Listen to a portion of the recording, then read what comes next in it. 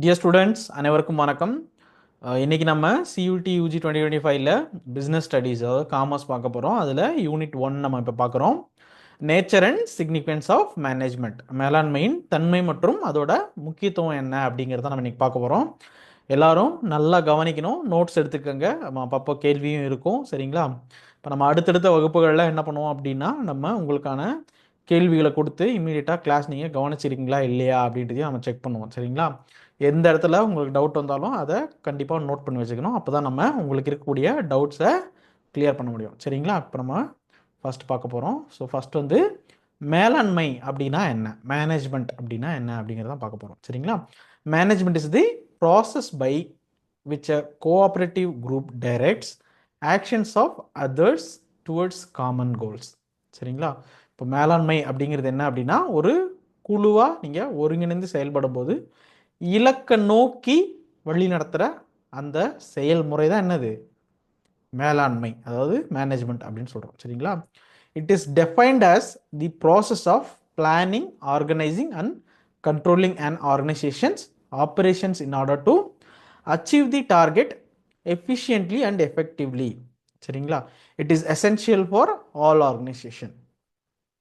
அதாவது ஒரு ஆர்கனைசேஷனை திட்டமிடுறது, ஒழுங்குபடுத்துறது, கட்டுப்படுத்துறது, இந்த செயல்முறைகளை வரையறுக்கிறது அப்படின்னு எல்லா வகையிலையும் ஒரு ஆர்கனைசேஷனுக்கு இந்த மேலாண்மை அப்படிங்கிறது தேவையாக இருக்குது. இப்போ நம்ம இங்கே 2 பார்த்துருக்கோம், மேலாண்மைனா என்னென்னு பார்த்துருக்கோம், அதுக்கான திட்டவட்டமான டெஃபினேஷன் என்ன அப்படிங்கிறதையும் பார்த்துருக்கோம். ஸோ ரொம்ப சிம்பிளாக அப்படின்னா, மேனேஜ்மெண்ட்டுங்கிறது ஒரு ப்ராசஸ்ஸு, அதில் ஒரு குரூப்பை கோஆப்ரேட்டிவாக ஒரே டைரெக்ஷனுக்கு என்ன பண்ணுது, டார்கெட் பண்ணி போகுது. அதாவது ஒரு காமன் கோலை நோக்கி எல்லாரும் என்ன பண்ணுறாங்க, நகர்றாங்க. அதுக்காக அவங்க என்ன பண்ணுறாங்க, திட்டமிடுறாங்க, ஒருங்கிணைக்கிறாங்க, கட்டுப்படுத்துகிறாங்க, சரிங்களா? ஒரு ஆர்கனைசேஷனில் இருக்க எல்லாரும் என்ன பண்ணுறாங்க, ஒரே டைரெக்ஷனில் டார்கெட்டை நோக்கி போகிறாங்க. இப்போ உதாரணமாக நம்ம என்ன பண்ணுறோம், சியூடி யூஜி எக்ஸாமில் நம்ம காமர்ஸை கிராக் பண்ணணும் அப்படின்னு நம்ம நினைக்கிறோம். அதுக்காக தான் நம்ம என்ன பண்ணுறோம், இந்த கிளாஸ் நம்ம அட்டன் பண்ணுறோம். ஸோ இப்போ இதுவும் என்ன தான், ஒரு மேனேஜ்மெண்ட் தான். இப்போ நம்ம ஒரு கிளாஸ் ரூமில் ஒரு மேனேஜ்மெண்ட் இருக்கும், நம்மளோட ஃபேக்கல்ட்டி டீச்சர்ஸ் வராங்க, அவங்க இப்போ என்ன பண்ணுவாங்க, கிளாஸில் எல்லோரும் அமைதியாக இருக்கணும். அப்போ தான் நம்ம என்ன பண்ண முடியும், பாடத்தை கவனிக்க முடியும். அப்போ அங்கே நம்ம டீச்சர் என்ன ரோல் ப்ளே பண்ணுறாங்க, நம்ம கிளாஸை மேனேஜ் பண்ணுறாங்க. அவங்க ஒரு சிஇஓவாக நம்ம ஒரு எக்ஸாம்பிளுக்கு வச்சுக்கலாம், சரிங்களா? நீங்கள் இது உதாரணமாக ஒரு கம்பெனியில் பார்க்கலாம். ஒரு கம்பெனியில் நிறைய மேனேஜர்ஸ் இருப்பாங்க. இப்போ நீங்கள் வந்து அங்கே அந்த மேனேஜரோட ரோல் என்னவாக இருக்கும், எல்லோரும் வேலை செய்கிறாங்களா அப்படின்றத பார்ப்பாங்க. இப்போ அது என்ன ஒர்க் பண்ணிகிட்டு இருப்பாங்க அப்படின்னா, அவங்களோட இண்டஸ்ட்ரி என்னவோ அதுக்கான ஒர்க்கை பண்ணிகிட்டு இருப்பாங்க, சரிங்களா? இப்போ நமக்கு நம்ம ஷார்ட் டேர்மில் ஒரு கோல் வச்சுருப்போம். அதுக்காக நம்ம என்ன பண்ணுவோம், இப்போ எக்ஸாம் எழுதுகிறோம் அப்படின்னா எக்ஸாமில் நம்ம என்ன பண்ணுவோம், டைமை மேனேஜ் பண்ணுவோம். ஏன்னா அந்த ஒரு குறிப்பிட்ட டைமுக்குள்ளே நம்ம எல்லா கேள்விகளுக்கும் பதில் அளிக்கணும். 50 கேள்வி இருக்குது, அதில் 40 மட்டும் நம்ம எழுதணும் அப்படின்னா, அப்போ அது நம்ம ஒரு கேள்விக்கு 1 நிமிடம் மினிமம் 40 நிமிஷத்தில் முடிக்கணும் அப்படின்னு நம்ம ஒரு டார்கெட் பண்ணுவோம். இந்த ப்ராசஸ் தான் நம்ம என்ன சொல்கிறோம், மேனேஜ்மெண்ட்டுன்னு சொல்கிறோம், சரிங்களா? தெளிவாக பார்த்துக்குங்க, இதுலேருந்து கேள்விகள் வர வாய்ப்பு இருக்குது. ஸோ இப்போது கான்செப்ட் ஆஃப் மேனேஜ்மெண்ட், மேலாண்மையோட கருதுகோள்கள் என்னென்ன அப்படின்னு தான் பார்க்குறோம், சரிங்களா? So traditional concept of management is the art of getting things done through others. ஒரு வேலையை நீங்களே பண்ணாமல் மற்றவங்கள வச்சு பண்ணுறது அப்படி தான் என்ன சொல்கிறாங்க, பாரம்பரியமான மேலாண்மை முறை. அந்த கருத்து தான் என்ன சொல்கிறாங்க, மற்றவங்கள வச்சு நம்ம வேலையை வாங்குறது, சரிங்களா? இதுவே modern concept management is defined as the process refers to the basic steps to get the things done with the aim of achieving goals effectively and efficiently. சரிங்களா? இங்கே 2 பார்த்துங்க, எஃபெக்டிவ்லின்னு ஒன்று இருக்குது, எஃபிஷியன்ட்லி ஒன்று இருக்குது. இப்போ எஃபெக்டிவ்னஸ்னால் என்னென்னு பார்க்க போகிறோம், எஃபிஷியன்சி அப்படின்னாலும் என்னென்னு பார்க்க போகிறோம், சரிங்களா?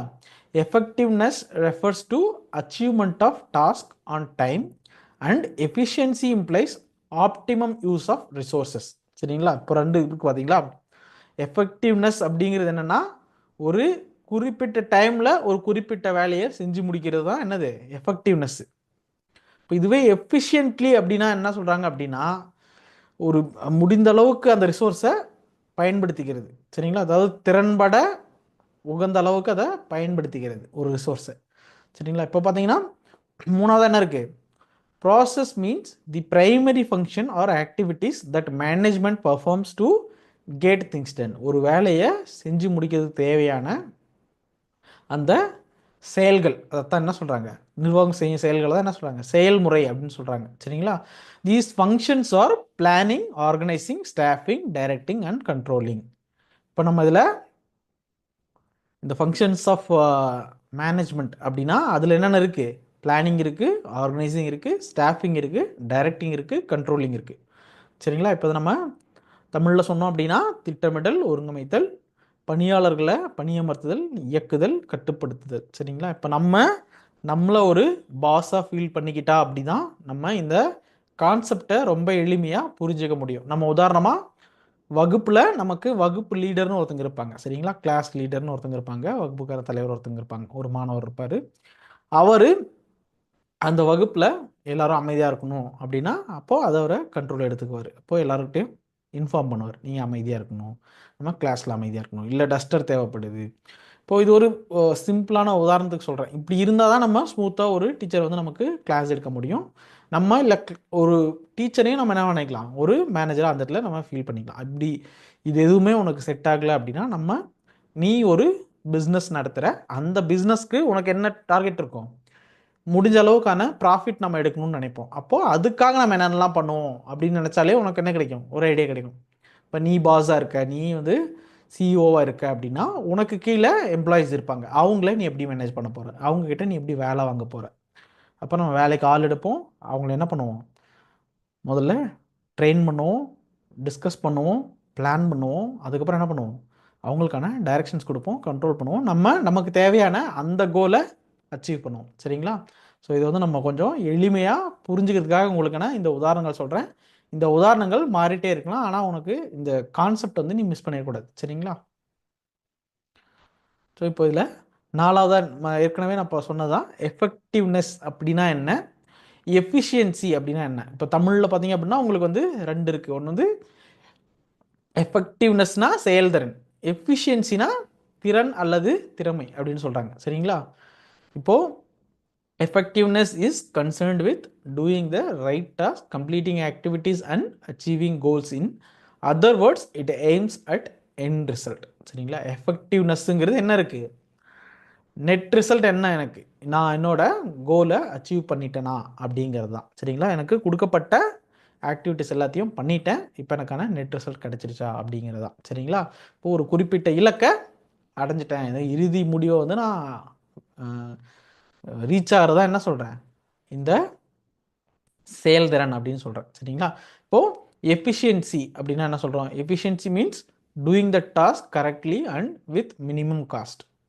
Efficiency is increased with using less inputs and for producing same output fewer resources are used. சரிங்களா? இப்போ செயல்திறன் அதை நம்ம பார்த்துட்டோம். இப்போ திறமை அப்படிங்கிறது என்ன, எஃபிஷியன்சி அப்படிங்கிறது என்னென்னா பணியை சரியாகவும் கம்மியான செலவுலையும் செஞ்சு முடிக்கிறீங்க அப்படின்னா தான் நீங்கள் என்ன பண்ண முடியும், நீங்கள் ஒரு கம்பெனி நடத்துகிறீங்க அப்படின்னா அதில் லாபத்தை பார்க்க முடியும். சரிங்களா? நீங்கள் இப்போது அதிகமான அளவுக்கு செலவு பண்ணுறீங்க, குறைவான அளவுக்கு தான் உங்களால் ஒரு ப்ராடக்டை உற்பத்தி செய்ய முடியுது அப்படின்னா அப்போ என்ன ஆகிடும், உங்களுக்கு ஆட்டோமேட்டிக்காக லாஸ் இருக்கும். நீங்கள் ஒரு ஸ்டார்ட் அப்பாக இருக்குது, நீங்கள் உங்கள் நண்பர்களோடு சேர்ந்து புதுசாக ஒரு பிஸ்னஸ் ஆரம்பிக்கிறீங்க, அந்த பிஸ்னஸ்க்கு நம்ம கம்மியான செலவு பண்ணி லாபம் எடுத்தால் தான் நம்ம என்ன பண்ண முடியும், சக்ஸஸ்ஃபுல்லாக சஸ்டைனபுளாக அதை நீண்ட காலத்துக்கு ரன் பண்ண முடியும். அப்படி இல்லை, நான் வந்து அதிக பணம் போடுறேன் ஆனால் கம்மியாக தான் எனக்கு ப்ராடக்ட் வருது, நெட் ரிசல்ட் எனக்கு பிஸ்னஸில் லாபமே வரல அப்படின்னா நம்ம என்ன பண்ண முடியாது, நிச்சயமாக நம்ம சக்ஸஸ்ஃபுல்லாக அதை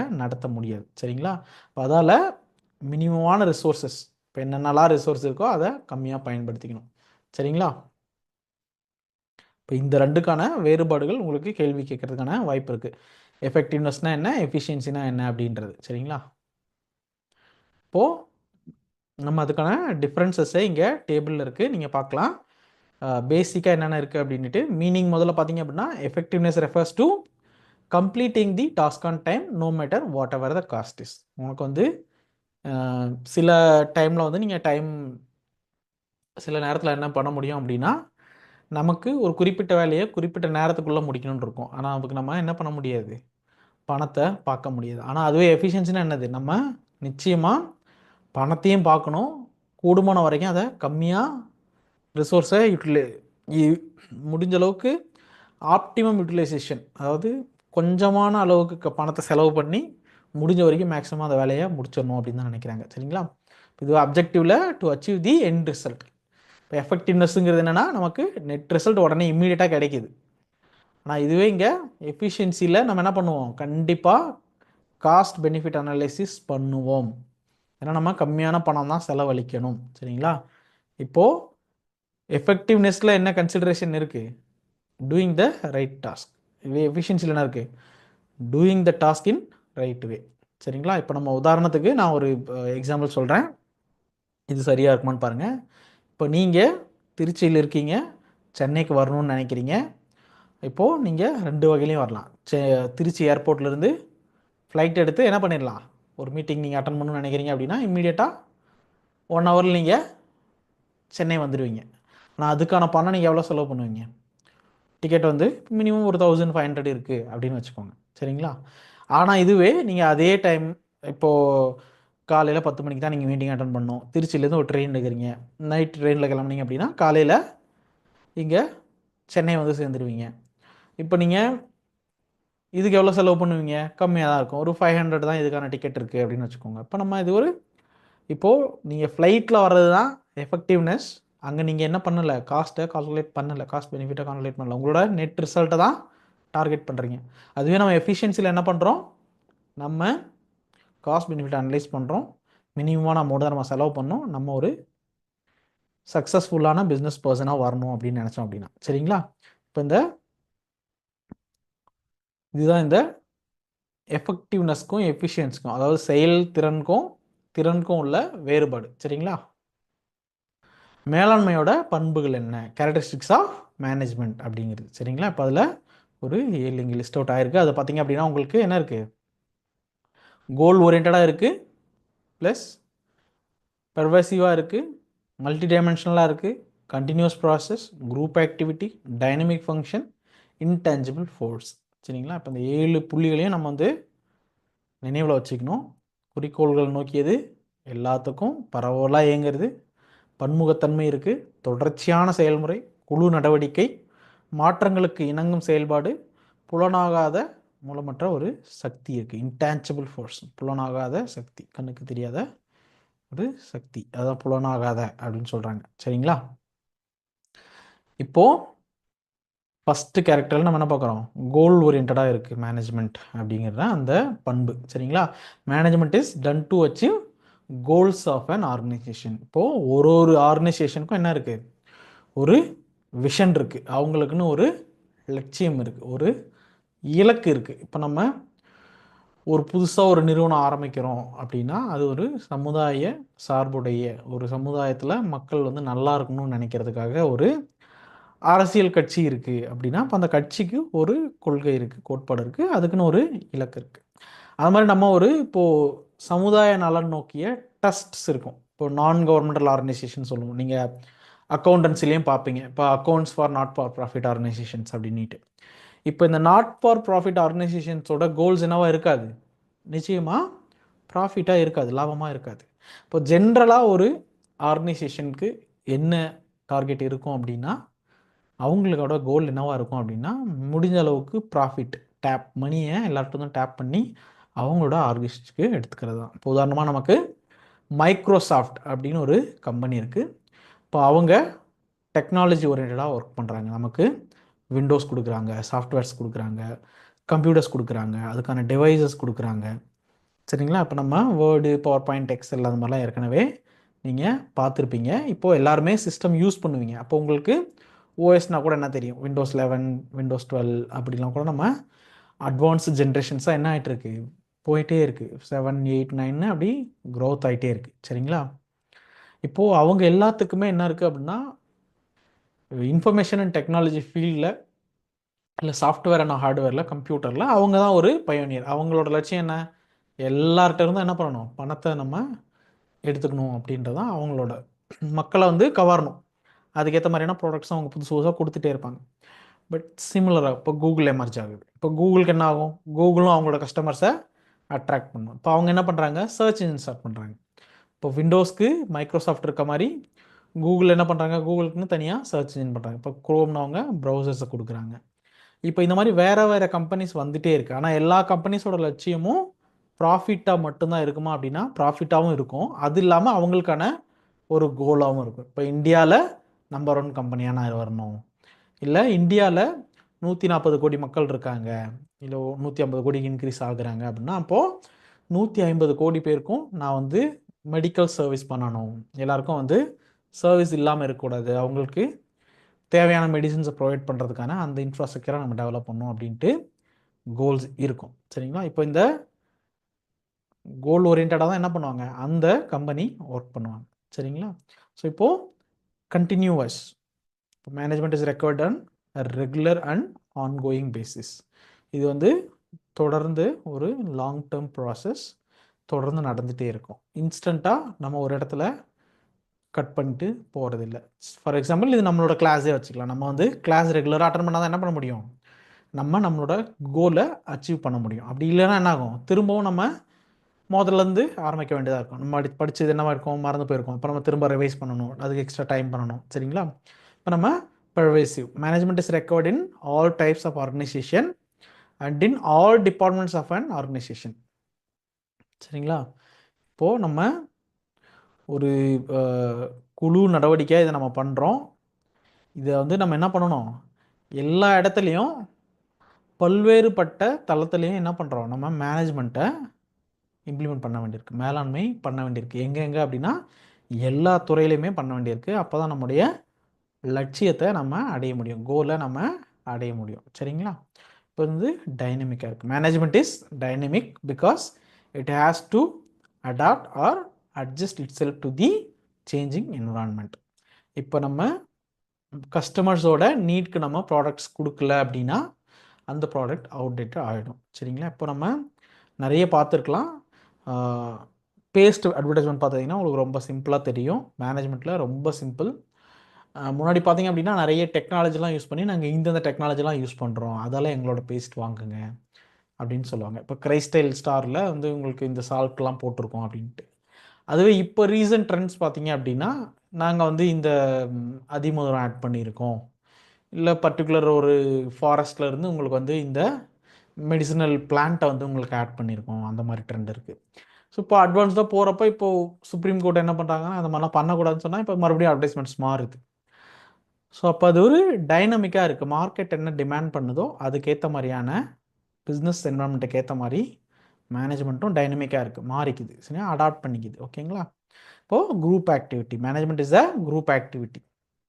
ஏன்னா இதில் ஒரு ஆர்கனைசேஷனில் இருக்க எல்லா லெவலில் இருக்க எம்ப்ளாயீஸும் டுகெதராக ஒர்க் பண்ணணும், வேறு வேறு டிபார்ட்மெண்ட்ஸில் இருந்தாலும். சரிங்களா? ஏன்னா அவங்களோட கோல் ஒன்று தான். சரிங்களா? இப்போது multidimensional management is called multidimensional because it has 3 dimensions. So இது ரொம்ப முக்கியம். இங்கே பார்த்தீங்கன்னா இப்போது மல்டிடைமென்ஷனல் அப்படின்னு நம்ம சொல்கிறது அந்த பாயிண்ட் மட்டும் இல்லாமல் management is called multidimensional because it has 3 dimension கொடுத்துட்டு அவங்க மேட்ச் த ஃபாலோவிங்காகவும் கொடுக்கலாம், இல்லை இந்த 3ல் இருக்க ஏதாவது ஒன்று ஆப்ஷன் கூட கொடுத்துட்டு மிஸ் ஆனதை ஃபில் பண்ணுங்கள் அப்படின்னு கூட கேட்கலாம். ஸோ நமக்கு சியூடியில் எல்லாமே சூஸ் த பெஸ்ட் ஆன்சர் தான். ஸோ நமக்கு ரொம்ப ஈஸி. சரிங்களா? ஞாபகம் வச்சுக்கணும். Management of work, management of people, management of operations. சரிங்களா? இப்போ ஒரு வேலையில் என்ன பண்ணிகிட்ருக்கோம், யார் பண்ணிகிட்ருக்கா, என்ன மாதிரி பண்ணிகிட்ருக்காங்க அப்படின்றத நம்ம என்ன பண்ணுறோம், கண்டினியூஸாக மானிட்டர் பண்ணுறோம். இப்போ இந்த ப்ராசஸ் எல்லா ஸ்டெப்லேயும் நம்ம என்ன பண்ணணும், ஃபாலோ பண்ணணும். சரிங்களா? இப்போது intangible force, management is called as an intangible force because it can't be seen or touched but it is presence can be felt. இப்போ என்னன்னா இன்டான்ஜிபிள் அப்படின்னா என்னென்ன முதல்ல புரிஞ்சுக்கணும். இன்டான்ஜிபிள்னா நமக்கு கண்ணுக்கு தெரியாமல் ஒன்று இருக்குது. சரிங்களா? இப்போ ஒரு புவியீர்ப்பு விசை மாதிரி, புவியீர்ப்பு விசை நம்ம கண்ணுக்கு தெரியாது, ஆனால் நம்ம ஒரு பந்தை மேலேருந்து கீழே தூக்கி போடுறோம், ஒரு சாக் பீஸை மேலேருந்து தூக்கி போடுறோம் அப்படின்னா அது என்ன ஆகும், நமக்கு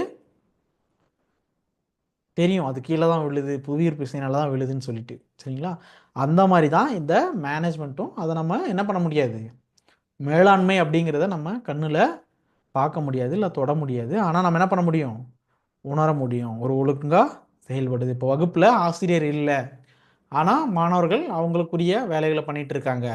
இப்போது மாணவர்கள் யாரும் கவனிக்காமலும் கண்காணிக்காமலும் படிக்கிறாங்க அப்படின்னா அப்போ அவங்களுக்கான நேரத்தையும் அவங்க மேனேஜ் பண்ணுறாங்கன்னு அர்த்தம். அப்போ அது நம்ம என்ன சொல்கிறோம், ஒரு சிறப்பான செயல்பாடு அப்படின்னு சொல்கிறாங்க. அவங்களோட இலக்குகளை அவங்க நோக்கி செயல்பட்டு இருக்காங்க, உரிய வேலையை செஞ்சுட்டு இருக்காங்க. சரிங்களா? இப்போ நம்ம மேலாண்மையோட குறிக்கோள்கள் அதை பார்க்கணும். சரிங்களா? Objectives of management. இப்போ பார்த்தீங்க அப்படின்னா உங்களுக்கு கொஷின் பேப்பர் இங்கிலீஷ்லேயும் இருக்கும், தமிழ்லேயும் இருக்கும். ஆனால் நீங்கள் ஸ்டாண்டர்டாக எதை ரெஃபர் பண்ணணும் அப்படின்னா உங்களுக்கு இங்கிலீஷை தான் ரெஃபர் பண்ணணும். சரிங்களா? டவுட் இருக்குது அப்படின்னா சந்தேகமே இல்லை, இம்மீடியட்டாக நீ வந்து என்ன பண்ணணும், இங்கிலீஷ் கொஷின் பேப்பரை தான் ரெஃபர் பண்ணணும். சரிங்களா? உங்களுக்கு நம்ம வகுப்புகள் வந்து தமிழ் இங்கிலீஷும் மிக்ஸ் பண்ணி we are taking the classes, but it is necessary that you have to follow the English question paper so that you will not be getting any doubt. சரிங்களா? சில இடங்களில் என்ன வாய்ப்பு இருக்குது, டிரான்ஸ்லேஷன்ஸில் மிஸ்மேட்ச் ஆகவும் வாய்ப்பு இருக்குது. சரிங்களா? ஸோ இப்போது மேலாண்மை குறிக்கோளில் பார்த்தீங்க அப்படின்னா 3 இருக்குது. நிறுவன குறிக்கோள், சமூக குறிக்கோள், தனிப்பட்ட குறிக்கோள். இப்போ இதில் 3 அப்ஜெக்டிவ்ஸ் இருக்குது. சரிங்களா? முதல் அப்ஜெக்டிவ் பார்த்தீங்க அப்படின்னா ஆர்கனைசேஷனல் அப்ஜெக்டிவ். சரிங்களா? இப்போ நிறுவன குறிக்கோள். இப்போது நிறுவன குறிக்கோள் என்னென்ன இருக்குது, சர்வைவல், ப்ராஃபிட்டு, க்ரௌத்து. சரிங்களா? இப்போ இந்த சர்வைவல் ஆஃப் த ஃபிட்டஸ்ட் அப்படின்னு நீங்கள் ஏற்கனவே கேள்விப்பட்டிருப்பீங்க. அப்படின்னா நம்ம அது எஸ்டாப்ளிஷ் ஆகி நிற்கிறது. சரிங்களா? நம்ம வந்து தாக்கு பிடிக்கணும். அப்போ தான் நம்ம என்ன பண்ண முடியும், அதுக்கு மேலே ஃபர்தராக பில்ட் பண்ண முடியும். நம்ம ஒரு ஸ்மால் ஸ்கேல் இண்டஸ்ட்ரியாக இருக்கும், ஒரு நியூ ஸ்டார்ட் அப்பாக இருக்கும், இப்போ தான் இன்குபேட் ஆகிருக்கும் அப்படின்னா முதல்ல நம்ம என்ன பண்ணிக்கணும், சர்வைவ் பண்ணணும். சரிங்களா? ஒரு அப்ஜெக்டிவ்ஸ் ஆஃப் மேனேஜ்மெண்ட்டில் ரொம்ப முக்கியம் சர்வைவல். ஒரு ஆர்கனைசேஷன் சர்வைவ் ஆகணும். அதுக்கப்புறம் என்ன பண்ணணும், நம்ம உரிய லாபத்தையும் பார்க்கணும். அப்போ தான் நம்ம ஃபர்தராக சைன் ஆக முடியும். சரிங்களா?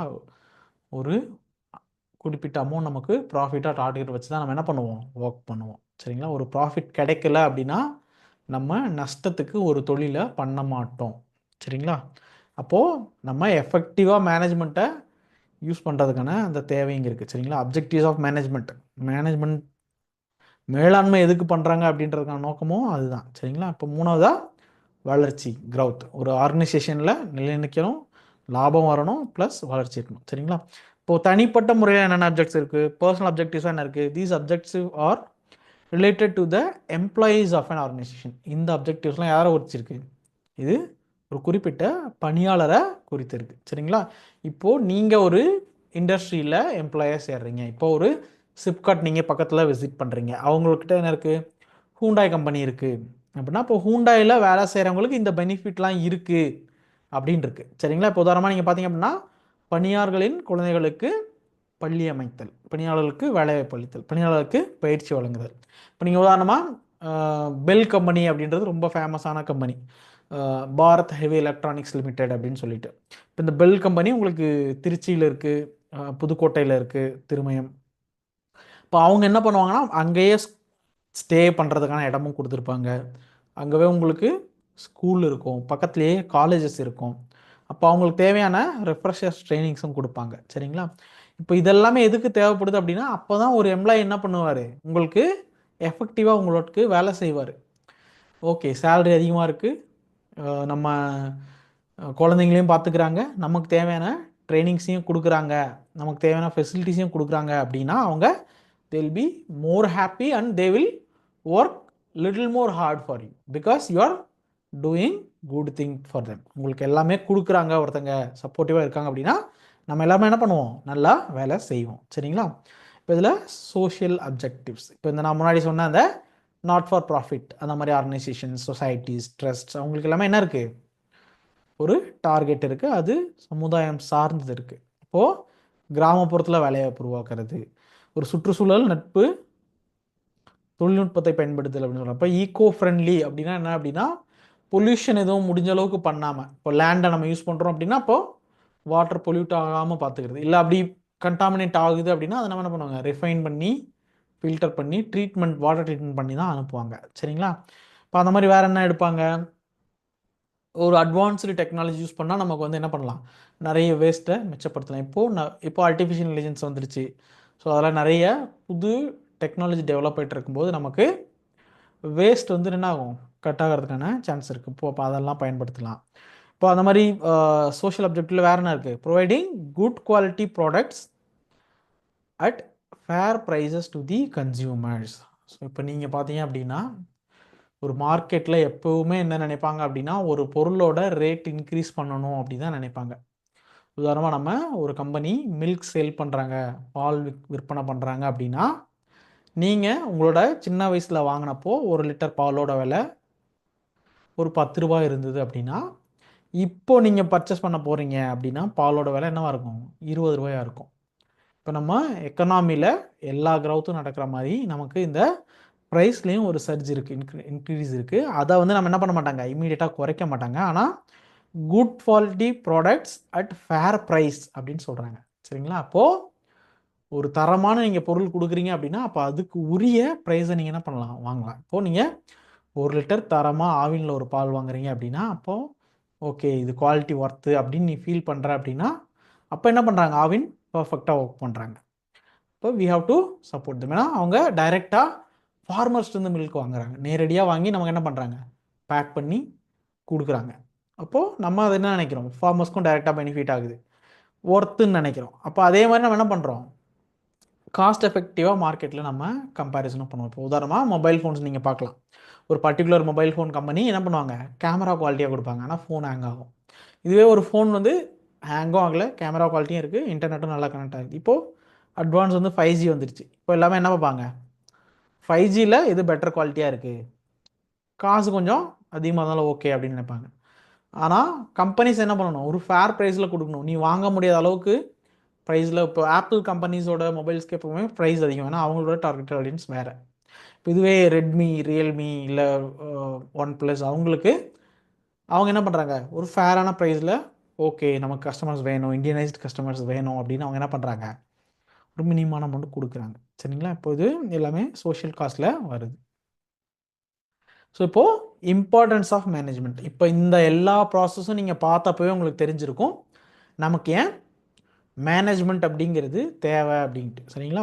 மேனேஜ்மெண்ட்டோட முக்கியத்துவம் என்ன அப்படிங்கிறது உங்களுக்கு புரிஞ்சிருக்கும். சரிங்களா? இப்போது ஃபஸ்ட்டு பார்த்தீங்க அப்படின்னா, குழு இலக்குகளை அடைய மேலாண்மை உதவுது. ஒரு குரூப்போட கோலை அச்சீவ் பண்ணுறதுக்கு நம்ம என்ன பண்ணுது, மேனேஜ்மெண்ட்டு ஹெல்ப் பண்ணுது. மேலாண்மை செயல்திறனை அதிகரிக்கிறது. சரிங்களா? நம்ம ஒரு எஃபிஷியன்சியை என்ன பண்ணுது, இன்க்ரீஸ் பண்ணுது. மேலாண்மை ஒரு மாறும் அமைப்பை உருவாக்குறது. இது வந்து ஒரு டைனமிக்காக இருக்குது, டேஞ்சபிளாக இருக்குது, அட்வான்ஸ்டாக வந்து என்ன பண்ணிக்குது, அக்செப்ட் பண்ணிக்குது. புதுசாக ஒரு சேஞ்சஸை அக்செப்ட் பண்ணிக்குது. சரிங்களா? தனிப்பட்ட குறிக்கோள்களை அடைய மேலாண்மை உதவுகிறது. சமூகத்தின் வளர்ச்சிக்கு மேலாண்மை உதவுகிறது. தனிப்பட்ட குறிக்கோள்களை அடையும் உதவுது. சரிங்களா? இப்போ நீங்கள் பார்த்தீங்க அப்படின்னா, நம்ம ஒரு சமுதாயத்தில் வளர்ச்சி ஏற்படுறதுக்கு என்ன பயன்படுது, இந்த மேலாண்மை பயன்படுது. ஏன்னா ஒரு ஒரு நிறுவனத்திலையும் இது என்ன இருக்குது, மேனேஜ்மெண்ட் தேவைப்படுது. இப்போ இது மாதிரி நம்ம ஹியூமன் டெவலப்மெண்ட் இண்டெக்ஸ்னு சொல்லுவோம், மனித வளர்ச்சி மேம்பாட்டு குறியீடுன்னு சொல்லிட்டு. இப்போ இது வந்து இந்தியா முழுக்கும் கணக்கெடுப்பாங்க. ஆனால் தமிழ்நாடு கொஞ்சம் முன்னணியில் இருக்குது. எதனால் அப்படின்னா, நம்மக்கிட்ட சுகாதார கட்டமைப்பு, கல்வி கட்டமைப்பு எல்லாமே ஏற்கனவே வெல் எஸ்டாப்ளிஷ்டாக இருக்குது. அதால் அப்போது நமக்கு இதில் எல்லாமே என்ன இருக்குது, மேலாண்மை ரொம்ப சிறப்பாக இருக்குது அப்படின்றதான் அர்த்தம். சரிங்களா?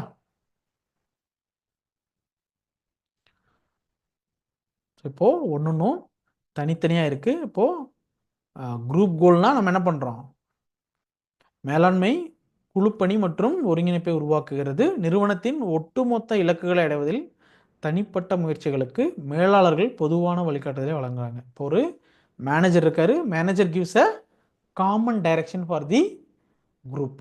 ஒரு குரூப்புக்கு காமன் டைரக்ஷன் கொடுக்குறாங்க அப்படின்னா அந்த குரூப் இண்டிவிஜுவல் எஃபர்ட் எடுக்கிறாங்க. நம்ம இப்போ உதாரணத்துக்கு என்எஸ்எஸ் கேம்ப் போவோம், என்எஸ்எஸ் கேம்பில் நம்ம க்ளீன் பண்ணணும்னு போவோம். சரிங்களா? நம்ம என்எஸ்எஸ் சார் இருப்பார், இன்சார்ஜ் சார் நமக்கு இன்ஸ்ட்ரக்ஷன் கொடுப்பாரு, நம்ம இந்த பர்டிகுலர் பிளேஸை க்ளீன் பண்ணிவிட்டு அங்கே நாம் ஒரு கார்டன் வைக்க போகிறோம், அங்கே நம்ம ஒரு சின்ன சின்னதாக ட்ரீஸ் நம்ம இப்போ நட போகிறோம், அது உங்களோட அடுத்த பேட்ச் ஸ்டூடெண்ட்ஸ்க்கு நல்லா கொடுக்கும் அப்படின்னு நம்ம சொல்லுவாங்க. சரிங்களா? இப்போது நமக்கு அது ஆக்சிஜன் கொடுக்குது. அப்போது நம்ம இண்டிவிஜுவலாக தனித்தனியாக என்ன பண்ணுவோம், ஒருத்தர் வந்து என்ன பண்ணுவார், ஃபஸ்ட்டு அங்கே இருக்க கல்லெல்லாம் எடுப்பார், இப்போ புல்லெல்லாம் பிடுங்குறாரு, ஒருத்தர் அங்கே செடி வைக்க தேவைன்னா குழி வெட்டுறாரு, ஒருத்தங்க தண்ணி எடுத்துகிட்டு வராங்க, இன்னொருத்தங்க செடி எடுத்துகிட்டு வராங்க. இப்போ இந்த மாதிரி இது ஒரு குரூப்பாக நம்ம செயல்படும். நம்ம எல்லாரோட இலக்கும் ஒன்று தான், அங்கே இருக்க அந்த சுற்றுச்சூழலை கொஞ்சம் சுத்தப்படுத்திட்டு அங்கே தேவையான செடி நடுறதுக்கான அந்த வசதி வாய்ப்பை நம்ம ஏற்படுத்திக்கிறோம். சரிங்களா? இப்போ இது அங்கே ஒரு மேனேஜரோட டைரக்ஷன் இருக்குது. இது ஒரு உதாரணத்துக்கு உங்களுக்கு சொல்கிறேன், நீங்கள் அப்படியே எடுத்துக்க வேணாம், நீங்கள் வேறு சில உதாரணங்களும் வச்சுக்கலாம். சரிங்களா? மேனேஜ்மெண்ட் இன்க்ரீசஸ் எஃபிஷியன்சி, இது நம்ம ஏற்கனவே பார்த்துருந்தோம். தேவையான அளவுக்கான செலவை எப்படி குறைக்குது அப்படின்னா, ஒரு குறிப்பிட்ட வகையில் நம்ம அதை மேலாண்மை பண்ணுறோம். சரிங்களா? அப்போ நமக்கு செயல்திறனை அதிகரிக்க முடியுது, செலவை குறைக்க முடியுது. சரிங்களா? இப்போது ஒரு மாறும் அமைப்பை உருவாக்குகிறது. டைனமிக் ஆர்கனைசேஷன், மேனேஜ்மெண்ட் கிரியேட்ஸ் அ டைனமிக் ஆர்கனைசேஷன். இப்போ ஒரு பன்மைத்தன்மை உடைய ஒரு சுச்சுவேஷன் அது கிரியேட் பண்ணுது அப்படின்னா, இப்போது ஒரு கம்பெனியில் ஒரு மீடியமான அளவுக்கு தான் சேலரி இருக்குது, அவருக்கு நிறைய ஒர்க்கும் இருக்குது அப்படின்னா, அப்போ அவங்களுக்கு டென்ஷன் ஆகும். இதுவே அவங்க ஒரு குழுவாக ஒர்க் பண்ணுறாங்க, ஒரு பர்டிகுலர் டார்கெட்டை நோக்கி போகிறாங்க அப்படின்னும் போது அவங்களுக்கு என்ன இருக்கும், ஓகே எனர்ஜெட்டிக்காக இருப்பாங்க. இட்ஸ் டீம் ஒர்க், நம்ம சீக்கிரம் முடிச்சிடலாம் அப்படின்ட்டு எனர்ஜெட்டிக்காக இருப்பாங்க, சரியாகவும் செஞ்சுப்போம். அப்போ அதில் எதிர்ப்பு உணர்வை என்ன பண்ணுது, சமாளிக்கவும் மேனேஜ்மெண்ட் என்ன பண்ணுது, ஹெல்ப் பண்ணுது. சரிங்களா? So management helps in achieving personal objective. தனிப்பட்ட முறையில் நிறுவன நோக்கங்களை நோக்கி செயல்படும் போது தனிநபர்களின் தனிப்பட்ட இலக்குகளை அடைய மேலாண்மை. இப்போ ஒரு பர்டிகுலர் கம்பெனி, இப்போ வந்து ஒரு உதாரணத்துக்காக நம்ம என்ன எடுத்துக்கலாம் அப்படின்னா, தமிழ்நாட்டில் இப்போ ஒரு எம்ஆர்எஃப் கம்பெனி இருக்காங்க, இல்லை ஒரு ராயல் என்ஃபீல்ட் கம்பெனி இருக்காங்க அப்படின்னா, அவங்க கம்பெனியில் வேலை செய்கிற எம்ப்ளாயீஸ் எல்லாமே ஒரு நல்ல ப்ராஃபிட் பண்ணுறாங்க அப்படின்னா, அப்போ அவங்களுக்கு கம்பெனி இன்னும் தேவையான எல்லாமே பண்ணி கொடுக்கும். சரிங்களா? அப்போது தனிப்பட்ட முறையில் இண்டிவிஜுவலாக ஒருத்தங்களுக்கு சம்பளம் வருது அப்படின்னா, அவங்க இப்போ வில்லேஜ்லேருந்து இங்கே வந்திருக்காங்க, அப்போ இங்கே ஒரு ஹவுஸ் வாங்கணும்னு நினைப்பாங்க, இல்லை ஒரு ரெண்டலில் நல்ல ஹவுஸில் இருக்கணும்னு நினைப்பாங்க, இல்லை ட்ராவல் பண்ணுறதுக்கு அவங்க ஒரு பைக்கோ காரோ இல்லை ஸ்கூட்டியோ வாங்கணும்னு நினைக்கிறாங்க அப்படின்னா அதை பர்ச்சேஸ் பண்ணுவாங்க. அவங்க குழந்தைய இன்னொரு இப்போது ஸ்கூலில் படிக்கிறாங்க, அவங்களுக்கு தேவையான இந்த எஜுகேஷனல் ஆக்டிவிட்டீஸ் தேவையான பொருட்கள்லாம் வாங்க நினைக்கிறாங்க அப்படின்னா ரொம்ப எளிமையாக அவங்களால வாங்கி கொடுக்க முடியும். ஸோ இப்போது மேனேஜ்மெண்ட்டுங்கிறது இண்டிவிஜுவல் லெவலில் பர்சனல் அப்ஜெக்டிவ் அச்சீவ் பண்ணுறதுக்கும் பயன்படுது. சரிங்களா? இப்போ நம்ம சொசைட்டி எப்படி டெவலப்மெண்ட் பண்ணுறதுக்கு பயன்படுது அப்படின்னு சொன்னோம். சரிங்களா? நம்ம இப்போது producing good quality products, creating employment opportunities and adapting new technologies. இப்போ நியூ டெக்னாலஜி வருது அப்படின்னா அப்போ அது தெரிஞ்ச ஆட்களையும் நம்ம வேலைக்கு எடுக்க வேண்டியிருக்கு. சரிங்களா? இப்போ குவாலிட்டியான ப்ராடக்ட்ஸ் போய் சேர்ந்தால் மக்கள் என்ன பண்ணுவாங்க, கொஞ்சம் லாங் லாஸ்டிங்காக யூஸ் பண்ணுவாங்க. சரிங்களா? ஃபார் எக்ஸாம்பிள் நம்ம இப்போ ஒரு மொபைல் வாங்குகிறோம், அது ஒரு 1 வீக் தான் தாக்கு பிடிக்குது அப்படின்னா நம்ம என்ன பண்ண மாட்டோம், வாங்க மாட்டோம். ஒரு லாங் லாஸ்டிங் இப்போ 1 இயர்க்காவது நமக்கு என்ன பண்ணணும், வரணும். அந்த மாதிரி நம்ம இப்போ அந்த மேனுஃபேக்சரிங்க்கு தேவையான அந்த கம்பெனிஸ்க்கு ஆட்கள் இருப்பாங்க, இப்போ சர்வீஸ்க்கு தேவையான ஆட்கள்ஸ் இருப்பாங்க. இப்போ அவங்களுக்கு என்ன கிடைக்கிது, எம்ப்ளாய்மெண்ட் ஆப்பர்ச்சுனிட்டி கிடைக்குது. இப்போ அங்கே ஒரு ஃபினான்ஷியல் டிரான்சாக்ஷன்ஸ்க்கான சான்சஸும் இருக்குது. இப்போ அவங்களுக்கான ஒரு எபிலிட்டி கிடைக்குது, வேலையே இல்லாமல் இருக்காங்க இடத்துல இருந்து. இப்போ நான் படித்து முடிச்சுட்டேன், எனக்கு ஓகே நான் 10th முடிச்சிருக்கேன், டிகிரி முடிச்சிருக்கேன், இல்லை நான் வந்து பிஹெச்டி முடிச்சிருக்கேன் அப்படின்னா அப்போ உங்களுக்கு தேவையான பேசிக் லெவலில் கிளர்க் லெவலேருந்து மேனேஜர் லெவல்லேருந்து சிஓ வரைக்கும் நீங்கள் எந்த ரோலுக்கு வேணாலும் போகலாம். சரிங்களா? இப்போ உதாரணமாக டாடா ட்ரஸ்ட்டில் அந்த மாதிரி நீங்கள் பார்த்துருக்கலாம். இப்போ ரீசெண்டாக நியூஸ் எல்லாமே என்ன பண்ணுவீங்க, படிச்சிருப்பீங்க. டாட்டா வந்து இறந்துட்டார். இப்போ அவரோட சோஷியல் இனிஷியேட்டிவ்ஸ் பார்த்துருப்பீங்க, அவரோட கம்பெனி பார்த்துருப்பீங்க. அதில் இப்போது அவரோட பொசிஷனுக்கு இப்போ அடுத்து வேறு ஒருத்தர் வந்திருப்பார், அதையும் பார்த்துருப்பீங்க. இதெல்லாமே நீங்கள் நியூஸில் பார்த்துருப்பீங்க. கண்டிப்பாக நீங்கள் சம்டைம்ஸ் நியூஸ் பேப்பரையும் படிக்கணும், ஏன்னா அதுலேருந்தும் சில கேள்விகள் ஜென்ரலாக கேட்பாங்க. சரிங்களா?